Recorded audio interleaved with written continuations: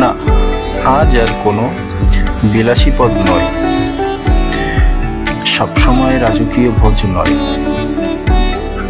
সাধারণ ঘরোয়া খাবারেও লুকিয়ে থাকে সুখের স্বাদ। খাবারের আসল তৃপ্তি যে খাবারের বৈচিত্র্যে নয়, বরং তা লুকিয়ে থাকে আন্তরিকতায়। একদম ঘরের সাদামাটা ছোট ছোট রান্নাও হৃদয় ভরিয়ে দিতে সক্ষম।